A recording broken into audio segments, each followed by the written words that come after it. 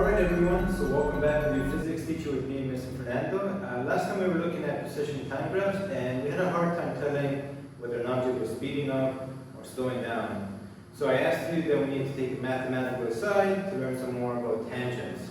Now that we've covered some tangents, we're going to be able to look at position time graphs and tell the type of motion that it is undergoing.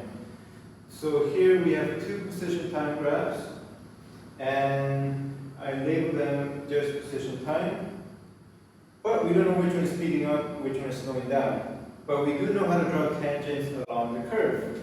If you recall the tangent line, if you pick one given instant in time, you imagine the point closest to it, and then you draw the line connecting those 2 points.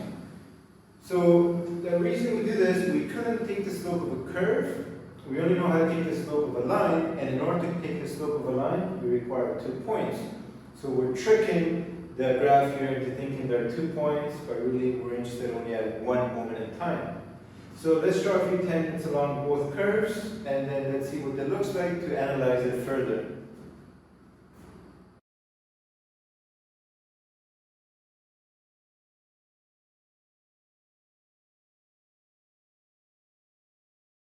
And I'm going to be drawing that for the second graph as well, so we can compare this side by side.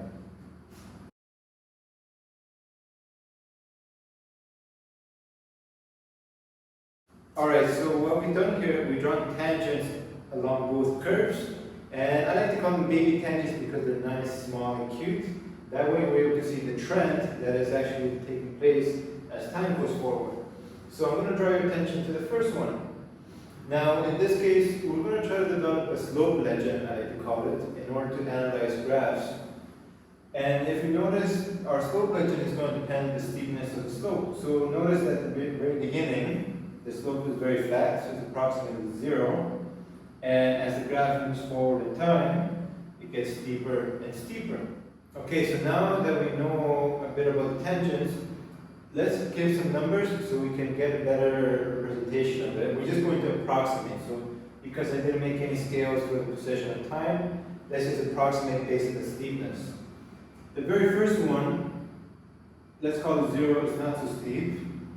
Then the next one would be 3. The next is even steeper, so 6, 9, 12, 15. Because in this case, if you imagine the tangent, it starts off not so steep, then it gets steeper and steeper and steeper and steeper and steeper. And all of these are positive numbers because if you recall back to your grade 9 math, when you find the slope of a line, if the slope of a line stands towards the right, we see that the value of the slope is a positive number. Now let's try the same thing for the other graph. So I'm going to try to approximate the numbers based on the steepness because once again I have no scale.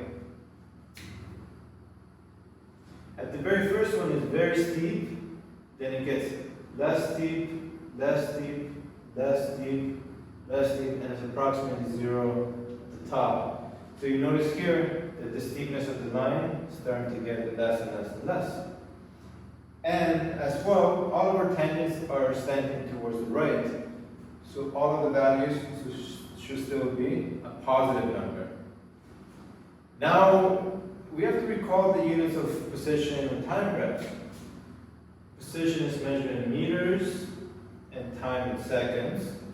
So all of these numbers, because they're slopes, they represent a change in position over a change in time. So the units are meters per second. So all of this is used to approximate the value of the instantaneous velocity at a given point.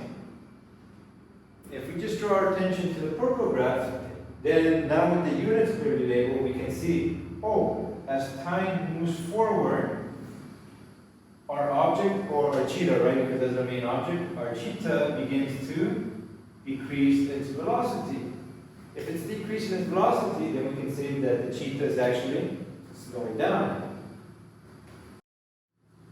And now we can do the same thing for the first graph that we had. And once again, because our position time graph is measuring meters and time in seconds, and our slope is the change in the y values, which is distance, over the change in x values, which is time. So it's going to have units of meters per second.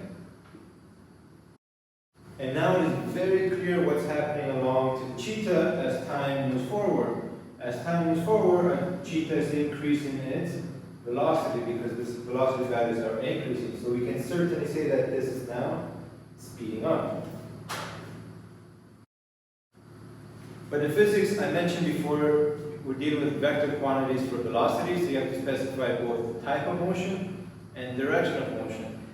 So far, we only know the type of motion in each case. And to really get this message across with direction of motion, we have to think back to the cheetah and the tree. Now the tree, as we said it before, is going to be right at the origin, so at the reference point. And notice that because it is moving to the right of the tree, it's considered to be moving in the positive direction, or in this case you could argue east. Likewise in this case, again the tree acts at the origin.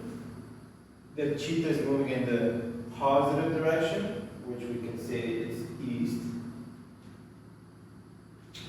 So in both cases, the cheetah is moving away from the origin, which means away from the tree, towards the eastern direction. But what these two graphs share in common is the sign of the slope. Now, we're going to see that it turns out that the sign of the velocity gives us the direction of motion. So if this is a tangent, it has a positive slope, and a positive slope is connected with an object moving in the positive direction. Now, if this is to be true, that means that the opposite has to be true as well. So we're going to try to see if our slope tangent slants to the left instead.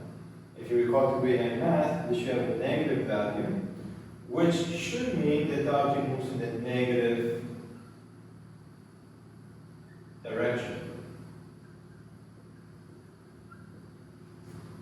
And for completeness sake, I'm going to include the third possible case that we have. Whenever there's a horizontal line, it has no steepness, so the slope is actually 0. And because it's not moving, we can argue that this is going to be momentarily at rest. Alright, so let's test out our theory in a moment. So let me just erase this so we could draw two new graphs.